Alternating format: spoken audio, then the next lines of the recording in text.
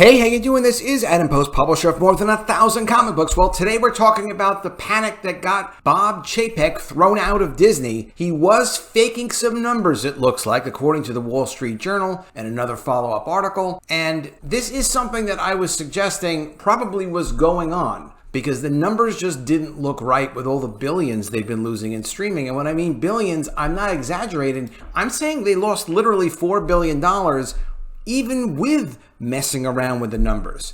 And messing around with the numbers is something that corporations do. The problem is when you get too aggressive with trying to make the numbers look good, and when you start to look like maybe you're not going to be able to hide it and pull that off. I have done videos before a couple of years ago talking about some strange accounting that Disney was doing, but this is something where when you lose the confidence of the chief financial officer like Bob Chapek did, then it's a big problem. And the confidence is, the way she put it was, being able to turn all the streaming around. She didn't feel that he was able to turn around Disney Plus. I agree with her, because everything he was saying didn't sound very realistic at all. They're going to be profitable in 2 years. Hey, don't worry about it, when they're losing this many billions inexplicably. He got caught essentially. And he lost the confidence of people with him being able to cover what he was doing.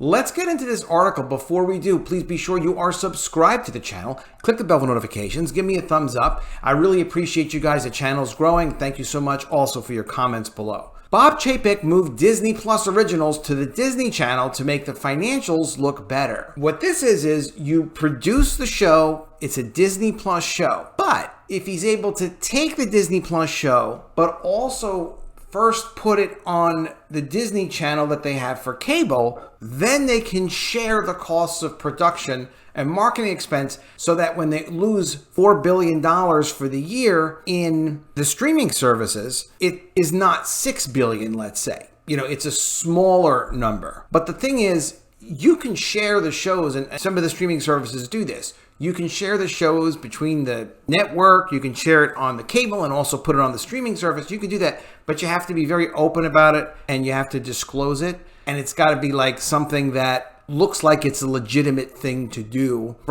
certainly from the chief financial officer's perspective, the people inside the company. Otherwise, it's fake numbers. It's not good. When the second season of the Mysterious Benedict Society was recently released on Disney Plus in October, the series also did something a little different, in that new episodes were being released on the Disney Channel the day before they were being added to Disney Plus. While many fans thought this was a way of promoting the show more, trying to get a bigger audience and utilize the value of a show with dual streaming and linear release. However, it seems the only reason this happened was because former Disney CEO Bob Chapek was trying to shift the show's production and marketing budget from the streaming division to the linear division. So streaming is very unprofitable. Linear does still make money. What is linear? Linear is the ABC network. Linear is all the cable channels they own, and they own many, many cable channels. The cable channels are great because they make money. They're also a problem, though, because cable is getting more and more disconnects. People are not subscribing to cable as much anymore. While it's making money, that's great, but you're supposed to use the profits for the benefit of the overall company, and you're supposed to report this stuff accurately to the stockholders, because if you don't report it accurately, then people get the wrong idea about what's going on in the streaming service versus the regular cable channels. According to the Wall Street Journal, and I have the Wall Street Journal article here, and this is also very interesting, but according to the Wall Street Journal, Disney is moving some shows that were supposed to be Disney Plus originals and air them first on other networks, including the Disney Channel. People familiar with the matter said. So this is inside stuff from Disney's finance department. By doing so, the costs of production and marketing of the shows, which included mystery show The Mysterious Benedict Society and medical drama Dugi Kamiloa, would be shifted away from the streaming service, making its financial performance look better in the streaming service. Ms. McCarthy was concerned about this strategy. People said, who's Ms. McCarthy? Ms. McCarthy is the CFO, and where she basically said she's lost confidence in being able, this is Financial Times, in being able to turn the company around. You can't blame her. Now, also keep in mind, it's a different time now. There are certain laws and rules. If you don't put out accurate financial statements, if you don't release correct information to stockholders, executives can be held personally responsible for that. It can be very, very serious. So she's got to look at her career, and she's got to look at her position of, hey, I don't want to get in major criminal trouble here. What Bob Chapek is doing is not good.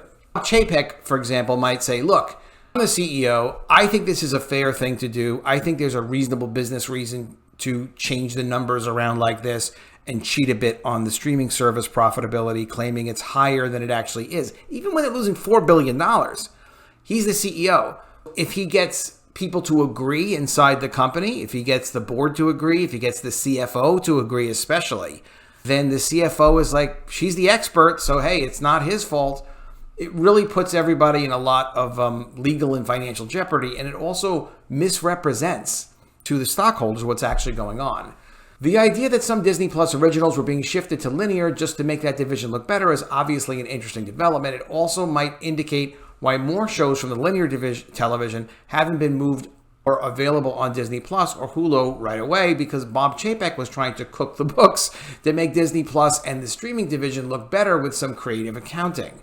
According to Financial Times, it was Disney's CFO, Christine McCarthy, who led the rebellion against Bob Chapek, and this situation looks like it was one of many reasons of why this happened. Currently, we don't know if the second season of Doogie Kamahola is due to be released on Disney Plus, but it looks like it might be coming up pretty soon. If Bob Chapek was planning on sending the show to the Disney Channel, just shift the cost to another division. It'll be interesting to see what happens.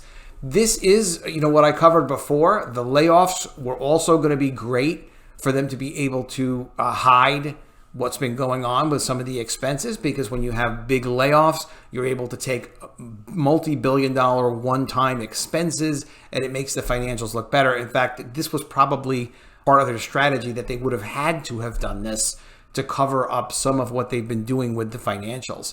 It's just, to me, of course, this stuff is very interesting. Warner Bros. Discovery is also doing a lot of layoffs and cancellations and charges. But the difference between Disney and Warner Bros. Discovery is, at least to the extent we know, Warner Bros. Discovery is telling us up front what they're doing. They're saying, hey, we're going to do this. I'm going to lay off those people. We're merging these departments.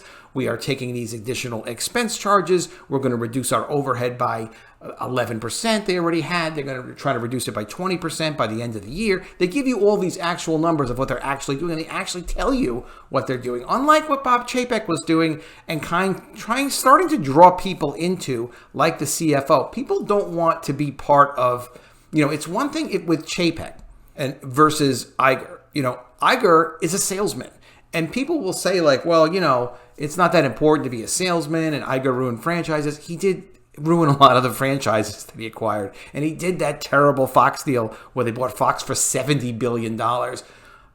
Iger gets people's confidence, and he's able to maintain their confidence and make them feel comfortable with the situation that he's creating, because he's got this narrative, enough of a narrative where I think he's going to ultimately be able to sell the company to Apple, which I don't know if that's the right thing for the properties. It probably isn't, but it's something that's going to clean up all of the messes left behind by Chapek and by Iger. So watch for that to happen. Let me know what you think of all this in the comments below. Do you understand why the chief financial officer would say, hey, I ain't going to jail for Bob Chapek? So tell me what you think. I'm always curious to see what you guys say in the feedback. The comments have been really, really great. Please be sure you are subscribed to the channel. Click the bell for notifications. Give me a thumbs up, and I'll see you again soon with another video. And if I don't see you, I will miss you.